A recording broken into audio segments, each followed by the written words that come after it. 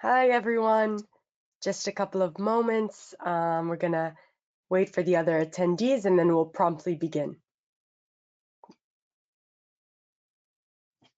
But while we wait, I'll introduce myself. My name is Corinne from Forthright, and we're very thankful for your time today, and we look forward to this inaugural Cyber Series webinar. We encourage you to use the chat if you have any questions. Please don't be shy. And without further ado, I'm going to hand it over to Forthright Steve Zoberg to tell you a bit more about this series. Thank you. Thanks, Kareem. Hello, everyone.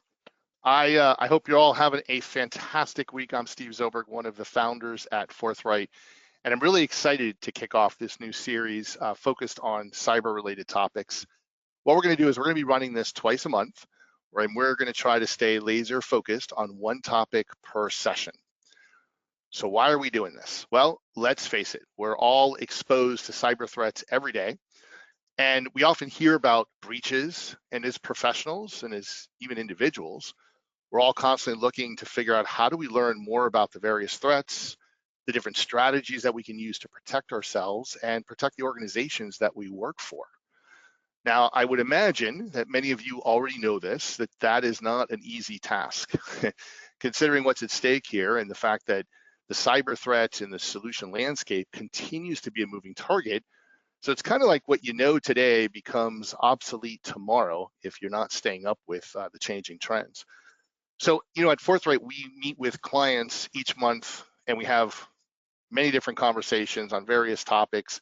And we get to learn about obviously clients' goals and concerns and real life challenges, use cases, and sometimes even their breaches.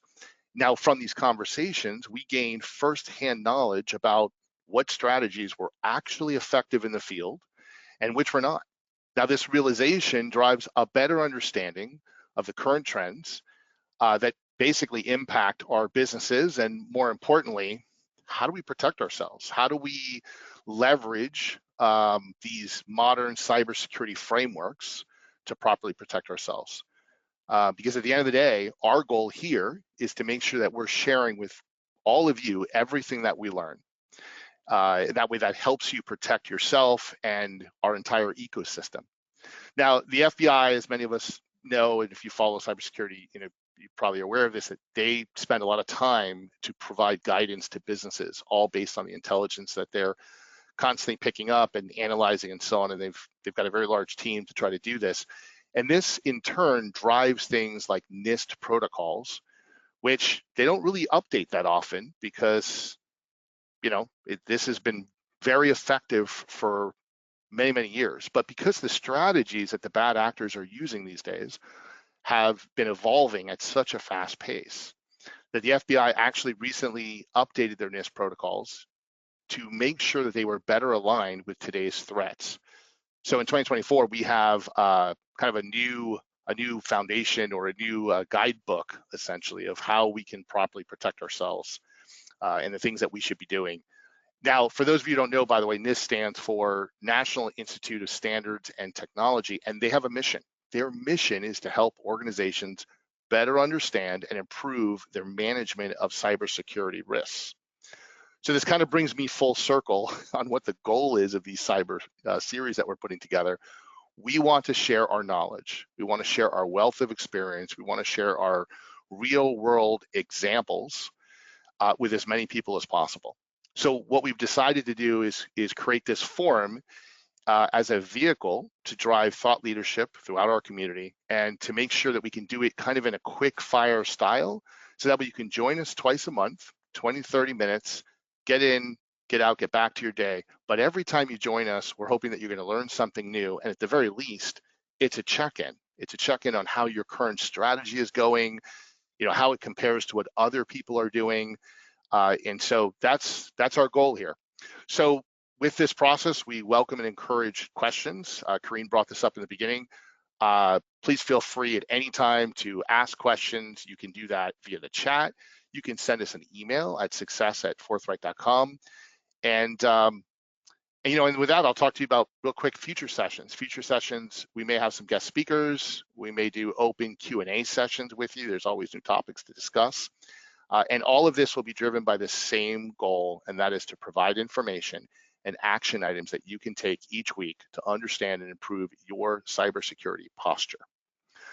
So I realize I think I've consumed way too much time already, so let me just get on with it and introduce our awesome and often entertaining host that is going to run these sessions for us. And that just so happens to be Forthright's Chief Information Security Officer, Heath Eason. Heath, it's fantastic. Great to have you host these sessions. We've known each other for many, many years. Tell us about this topic for today. Why did you choose it? And why is it the first conversation in this series? Thanks, Steve, and thanks for the great introduction. Yeah, as we were talking about wanting to put this together, I wanted to lay out a plan, or perhaps a better word is methodology, to help organizations understand why they need to pay attention to how they secure their organization and how they measure that with compliance, right? So in the world of security and compliance, we always hear those two words together. Security is what we put in place to make sure that we have the right practices in our organization, the systems are configured the right way to do the right things. Compliance is how we measure how we're doing against those standards. So, that means something. It's something that most people don't really get a lot of the times is what is security compliance. And it usually gets looked at as a big, daunting, over complex thing that will stop productivity in the organization. This results in fear, uncertainty, and doubt, or as everyone probably on this call knows, what we call FUD, right? It paralyzes people, which in turn paralyzes the organization. It doesn't have to be something to fear. It doesn't have to be something that paralyzes us. It can be done in small, manageable steps. Lots of times organizations will look at this and see it as a huge undertaking that they have to do, and they have to do quickly. And that's not the truth. That's not how this should be gone about. It shouldn't be that behemoth of a project. Rather, it should be an ongoing program, right?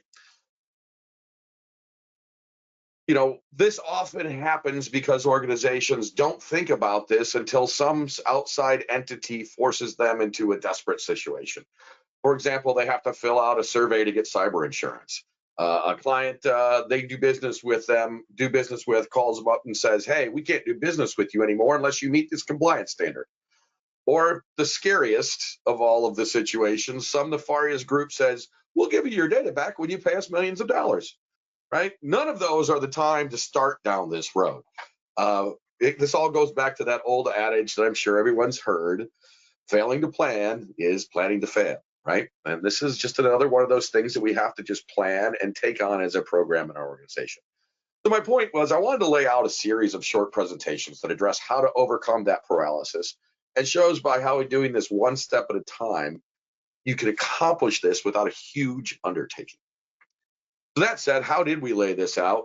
Well, today we'll talk about what the why of cyber hygiene. We'll get a little bit into some of these other topics too, but I wanted to break it down to first introduce why this is important and how overall you could go about doing this. In the next episode, episode 2, we'll talk a little bit more in detail, dig a little deeper into what is cyber hygiene and what does it mean for your organization. We'll get in episode 3, how to put this program in place and the steps to take to implement cyber hygiene. Then episode 4 is something that I hear a lot of people forget about, right? How do you continue the journey? You've heard me mention this is a program, not a project, and that's going to be a theme you hear from me. I say that a lot because I feel like it's really a point that needs to be driven home. It's not something you do one time. It's not a set it and forget it. It requires constant things, just like every other aspect of your business. You don't do sales once. You don't do marketing once. You don't make a product one time. It's a constant process and program that you have going on. So before I dig too much into this, I kind of wanted to get started and have a little fun with some history, to kind of lay some things out and put things in perspective. So when did cybersecurity start? I get this a question a lot. When did all this first start happening? And I think people are going to be shocked by some of the things that we'll talk about here. The first I want to talk about 1971, Keeper and the Reaper. In 1971, there's a gentleman named Bob Thomas. He was a programmer that worked at a defense contractor called BBN. He created a little program known as Creeper. He named it after a monster from the popular TV show Scooby-Doo. Now, Creeper did one thing and did it very, very well. Well, actually, two things and did them very, very well. It would display a message on the terminal. I'm the Creeper. Catch me if you can. And then in the background, it would automatically replicate itself to another system. Now, Creeper is considered one of the world's first computer viruses. And while Thomas had no ill intentions when he created that application, he was merely experimenting to see if he could self-replicate an application on a fledgling network called ARPANET. Now, ARPANET would eventually become known as the internet today, right? So while this is essentially harmless, what did happen is Creeper did set off some mental alarm bells for the early internet pioneers in places like MIT and Stanford. And it showed that ARPANET, which was intended for data sharing and collaboration between researchers, could also be used to transmit threats. In reaction to this, another programmer named Ray Tomlinson created a little program called the Reaper. And the Reaper's job was to do nothing but go out and eliminate the Creeper virus, or what we would call a virus today. You may have heard of Ray Tomlinson before. He's widely accredited with being the guy who invented email. So he's the guy that we can all thank for those stuffed full inboxes of messages we get all day long. And in this scenario, the first thing that we really have here is the first example of antivirus software with Reaper, and one of the first self-replicating worms or viruses in Creeper. So when did this start? Well, maybe it was 1971. Let's take another look at another incident here. In 1940, we all know, hopefully we all know from high school history class, that in 1940 is when Germany and the Nazis took over France, right? Well, there was a guy in France named René Carmille who was a computer expert. And back in those days, that meant he was really good at dealing with these little punch cards, how you programmed and got information into the computer, right? The computers he was in charge of running were set up to store all the census information for the French government. When the Nazis took over France in 1940, they tried to use the computers to track down all French citizens of Jewish descent. Well, Carmille hacked the computers, so no matter what the Nazis did to update the files and label them as Jewish citizens, it never worked. The label would never stick. We're not sure how many lives were saved, but we do know that René Carmille is one of, if not the very first ethical hacker to go down in history. So here we have an example of someone using their white hat hacking skills for good, right? Now, this is one of my personal favorites. I love this story. There's a lot to it. I encourage you to go look it up and read more about it, because there's just lots of nuance to this. But one of the things this is going to demonstrate is that sometimes the gap between unveiling what seems to be a life-altering new technology and the corruption of that technology is exceedingly small. That time gap is so small sometimes. So in 1903, we have Guillermo Marconi and Neville Maskelyne, and they were both working on creating a wireless telegraph system. Now, Marconi was a respected businessman, inventor, and engineer. And he was a Nobel Prize winner eventually, and he was given several titles of nobility throughout his life. He also, most of you might know him as being known as the father of radio. He's the one who kind of taught us how to really harness radio waves and brought us radio. Maskelyne, on the other hand, was an inventor himself. He was most well known as an English stage musician. He used to use radio waves to perform tricks that would blow the audience's mind. One other thing that he's widely known for was he is the inventor of the pay-for toilet. Insert your coin before you use the restroom. He invented several other devices and things. One of the things he did was he wrote a book called Sharps and Flats, a complete revelation of the secret of cheating at games of chance and skill, which is today still considered like the classic text if you want to become a card shark, right? He also later founded a group called the Occult Committee, and this group's primary focus was to investigate claims of supernatural powers. So while both of these men were very intelligent, both had a flair for marketing, both knew technology of the day really, really well. So Marconi was setting up to market and display his new wireless telegraph system to the public, right? This was a new way to send private messages over the telegraph, which was never done before. You couldn't do that before. It was just everybody was broadcast everywhere. You had to listen to what you were trying to get at your station. He promised to deliver confidential channels of telegraph technology, right? So he's promising private messaging over confidential channels. Sound like a lot of applications and things we hear about nowadays. On June 1st of 1903, he set up the demo. He had his colleague, John Fleming, was set up to receive a wireless telegraph message at the Royal Institute in London. Marconi himself was about 300 miles away in Cornwall. Right before the demonstration was set to take place, Fleming heard the telegraph start to tap out a message. It spelled out the word rats, followed by some very unflattering limericks about how Marconi was deceiving the public. Now, as you can imagine, that had to send Fleming into a tizzy. Marconi had no idea this was happening. He was 300 miles away.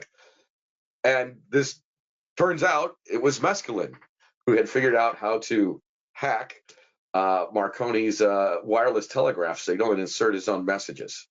Fleming, Marconi's colleague who was receiving these messages, reported the incident as scientific vandalism. I believe today we call that hacking, but yes.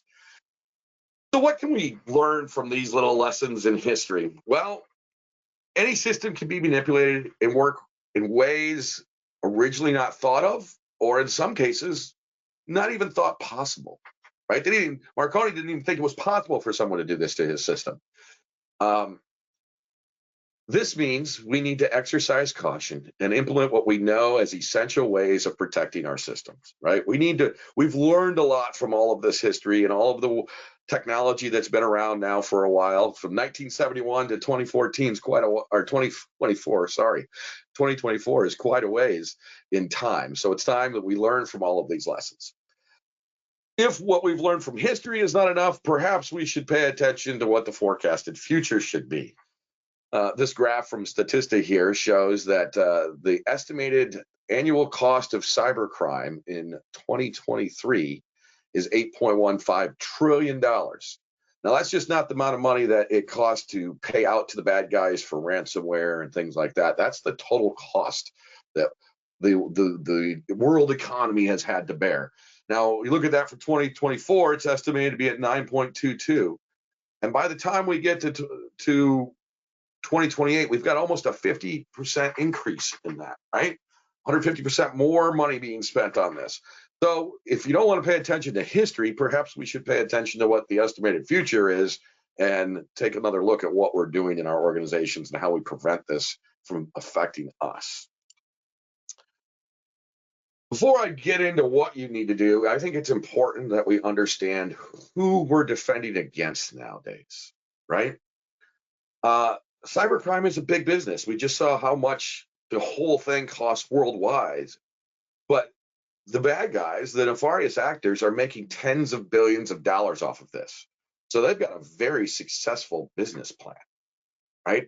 So they're not going away anywhere time soon. So who is running these businesses? Well, a lot of it is organized crime. Some of it's state-sponsored.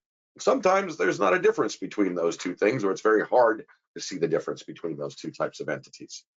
They're highly structured underground organizations. In most cases, they have better operational efficiency than most legitimate companies.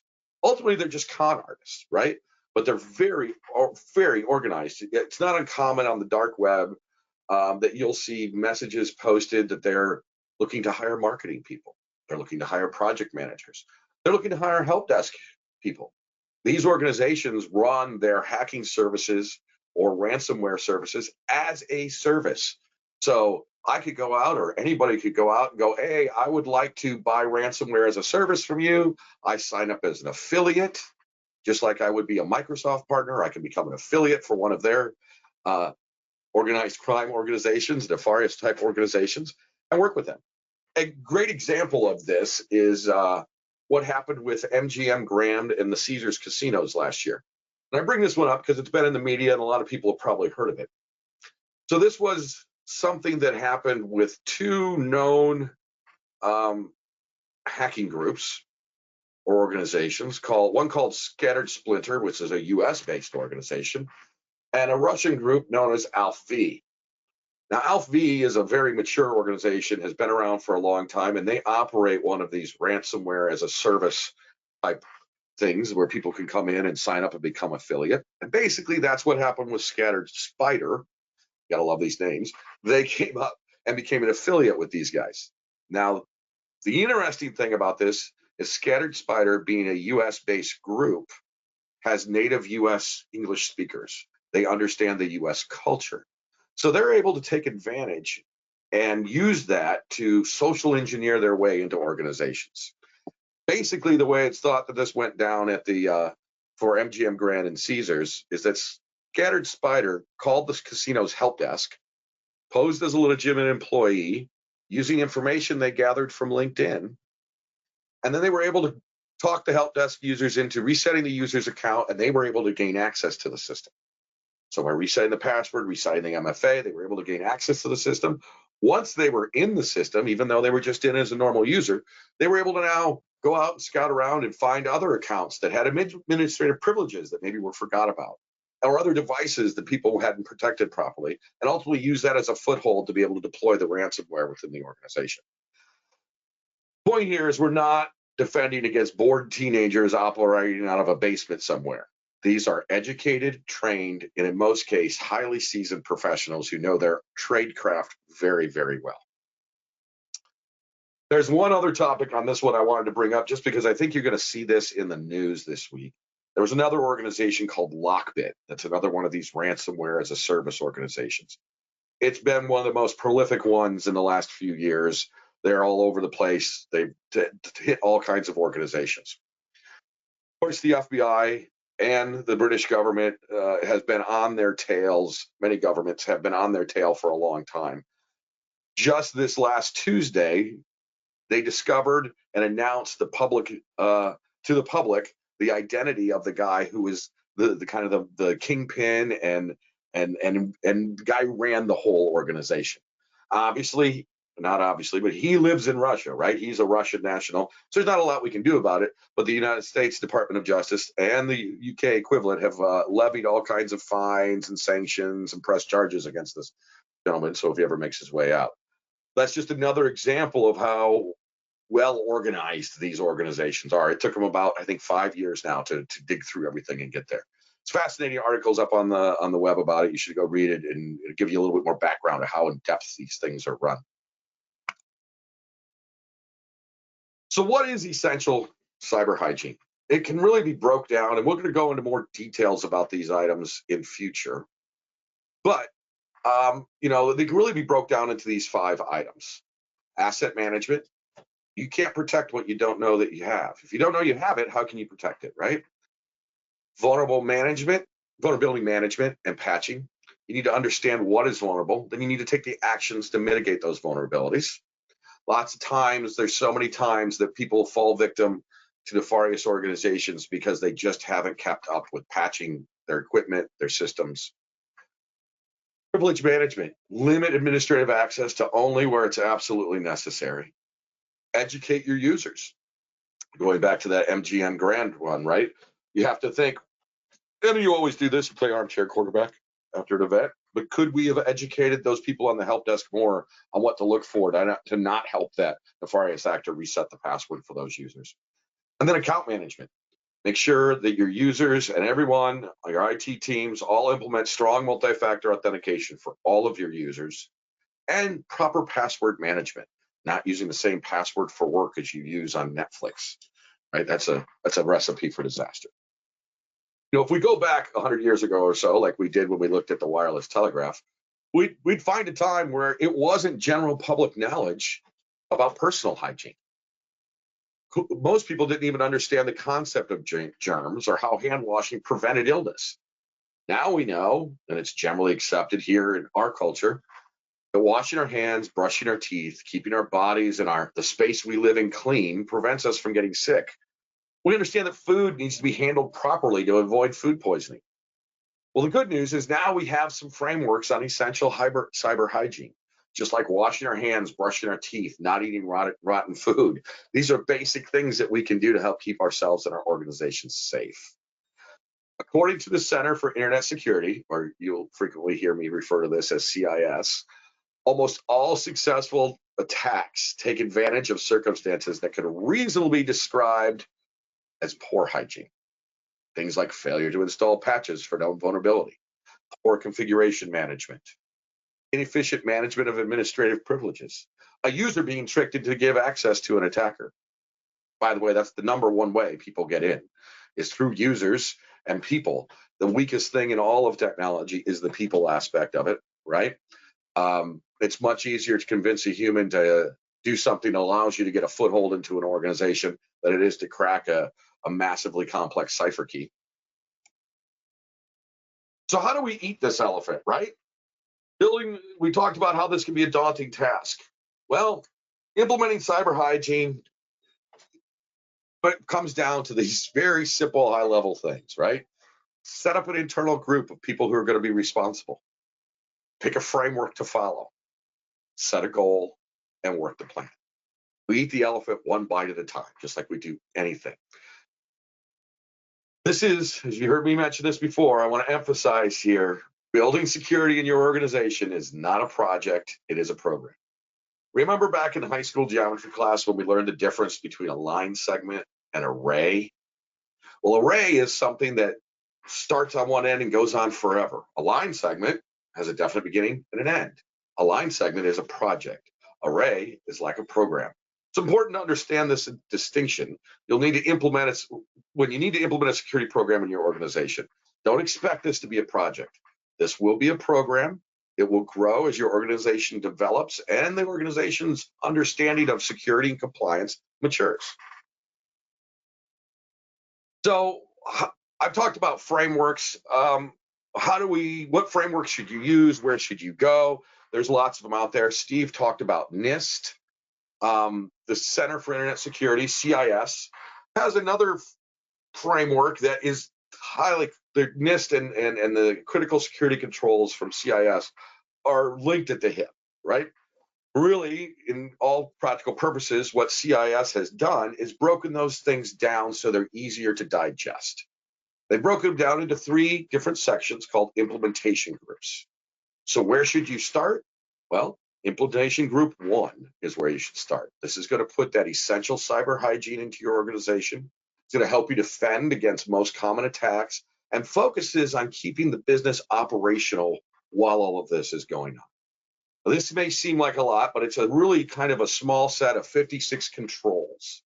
And those controls can be met by a lot of the same conditions. A lot of them ask, do you do this? Do you do this? And the answers to those can all be done. If you're doing what's asked in control 1, for example, that'll probably solve control 10. That's just an example. Don't hold me to that one. But the concept is that this is something that as you grow and as you do, it'll begin building on itself. So this is the topics and the things I wanted to kind of go through with everyone today. This time I'm going to hand this back over to Steve and let him kind of talk to you a little bit more about some things and wrap things up for us. Steve? Excellent. Thank you, Heath. I actually want to thank all of you for joining us today. And Heath, thank you for sharing your time with us. Your expertise and your perspective is always so valuable. And hopefully everyone who joined us took away with something that they didn't know. I'll tell you, I love the unexpected history lesson and your explanation of cyber hygiene. I think that your style of presenting makes a very serious and difficult topic oddly kind of fun. So yeah, again, want to thank you. I can't wait to learn more at our next session, which is in 2 weeks from now. For those of you who joined us today, don't forget, you can review our upcoming schedule and the future topics that we're planning by going to success.forthright.com/cyber series. That web address is on the bottom left side of your screen. We also love feedback. This program is being set up so we can share knowledge and experience with all of you. We really would appreciate hearing back from you. Every time we do one of these sessions, we'll send out a follow-up email within a day or two with a kind of a survey so we can get some feedback. We'd like to hear what you liked, what you might be interested in future sessions. and just look out for that. Also, you can reach out to us directly at any point in time at success@forthright.com. Just send us your thoughts, or if you'd like a meeting to talk about anything a little further or in private, we're happy to do so. This is going to be a wrap for our first cyber series. We got it done in about 30 minutes, not too bad. Make sure you're registered for our next session on May 23rd. And with that, I wish you guys a great rest of your week. Stay vigilant and stay secure. Thanks, everyone.